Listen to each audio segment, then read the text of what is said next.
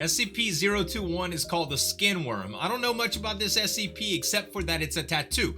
I don't personally have any tattoos. I just never knew if there was anything that I'd really want to live with the rest of my life on my body. But hey, a lot of people are into it, and I think sometimes they can look pretty cool. Let's check this one out, guys. It's by Dr. Bob. Make sure to subscribe to him, and let's get into this animation. You and your friends exit a club and step onto the darkened city street.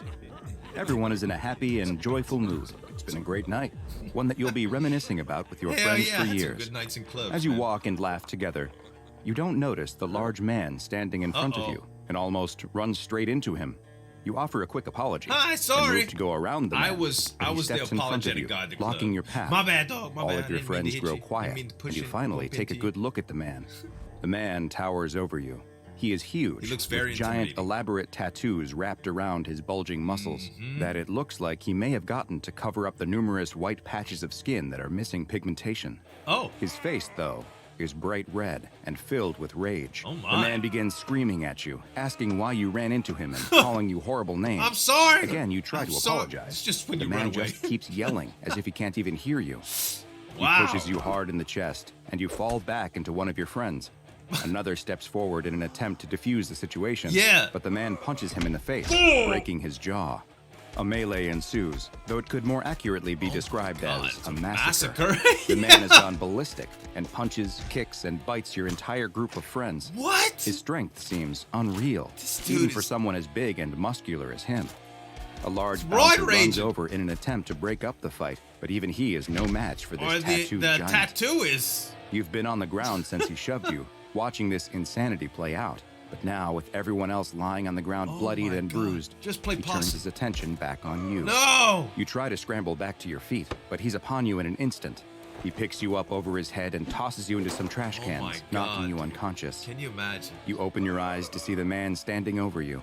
You can feel the blood from numerous cuts on your face running down into your Just eyes and mouth. Beating the The man hell picks out of you up everybody. with one hand and holds you by the throat against the wall. Oh my God. He's still in a rage, foaming breathing at the hard mouth. through clenched teeth, bits of white foaming in the corners of his mouth as he brings up his other hand He's and curls so his fingers angry. into a fist. All you can think is This this is it. But then you notice something. The tattoo that snakes down the man's arm all the way to his hand The is hell? moving. The long serpentine dragon is writhing and slithering. So that's what the as if it's tattoo- alive. Is this really happening? It Or moves? just Is it a going result to of the him? concussive trauma you've received? Is it transferring? There's no time to consider it further, He's- though, he as the thinks man he's pulls back hallucinating and because throws of a the punch trauma. right into your face. You can feel your nose flatten and break from the impact, which understandably distracts you from the bizarre occurrence that follows. Well, of course. Right as the man's bloodied fist makes contact with your face, the dragon on his arm seems to swim off of his skin and onto yours. Like That's a what's snake going moving on. through water, it glides off his fist onto your Wow. face before sliding down your neck onto your body. There is a searing pain as it moves, like you're being poked with Like you're needles being over and over. tattooed. You scream from the pain, blood from your broken nose pouring out of your mouth. The man drops you to the ground and steps back. He no longer looks to be in a rage, and instead So, looks The confused. tattoo He looks enrages down them. at his skin to find that the tattoo So is it completely attacks gone. other people. A look of unbridled joy comes over So his it can face, be and he transferred. turns and runs away So into what's the gonna night, happen to him? laughing with glee as he does so. You are left whimpering in pain, curled up in a ball in the pile of Oh trash my where he left God. you, the dragon tattoo now covering your entire body. Right. As you have probably already guessed, this is no normal tattoo. Yeah. No, this is an anomalous I love creature the that way is known to the Dr. SCP Bob Foundation brings as in the stories, man. SCP-021, Good stuff, Doc. but it also has another name, Skin worm. the skin worm. SCP-021 is an obligate parasite that uses the human body as a host. Its visual appearance parasite. is in the form of a large, elaborate tattoo of an oriental-style dragon, Sure. which covers roughly 1 square At least it's meter a of its cool-looking host's tattoo, skin. dude. What makes this tattoo truly unique is that it is fully animated and Right. moves on the host's body just as a real animal would, though in 2D gosh. like a cartoon playing out in real time on their skin. Dude. The movement of the imagine if this tattoo wasn't causes horrendous harmful? pain for the host and has been described as feeling like thousands of tiny needles are stabbing at them all You at would once, definitely as if a be- fresh image is being constantly tattooed on their skin, while Like at the same time, a an tattoo attraction removal process is At a happening. carnival, right? While the tattoo Come organism see is the able to tattooed move, man. It seems to prefer spending most of its time on its host's torso. Okay. Though it has been seen to move around to other parts of the body on occasion. Wow. As SCP-021 moves around like on the Tyson. surface of its host's body, it appears to feed on the pigments in the skin. Its favored meal seems to be other tattoos, which it will seek out and devour. Oh! Though if none are present, or if it has eaten all of the tattoos on its host, it will begin consuming the melanin from the skin instead. Oh. Melanin is a naturally occurring pigment found in human skin. Right. And after SCP-021 sucks it from its host, it will leave them with permanent skin damage and patches of unpigmented skin that appear similar to that of the skin condition vitiligo. I see a lot of people the feeding around here itself with does not vitiligo. appear to cause it's the host any very pain, strange looking. and the pigments, whether they are See it from on another people, tattoo a bunch or of the black natural folks. ones in the skin, will simply very crazy. disappear as 021 eats them. Gosh. The pace at which SCP-021 feeds will vary, but it has been observed as being able to clear over half a square meter of skin in roughly 1 hour. Oh my gosh. One way to prevent SCP-021 from eating all of the melanin present on a human is to quickly add new tattoos of fruits or small animals as a way to continually distract it from turning to the melanin. Thus far, outside of motion, the organism has displayed no elevated intelligence or the ability to communicate. It simply moves and feeds. Oh my god. SCP-021 is not permanently affixed to the skin of any one host, Right. and in fact, can be transferred back and forth between hosts multiple times. The only way to transfer the organism is through physical contact, though skin-to-skin contact does not guarantee that the organism will take to a new host. I'd be hugging everybody. In the event that it does, the dragon tattoo appears to swim across the touching skin and will affix itself to the new human host.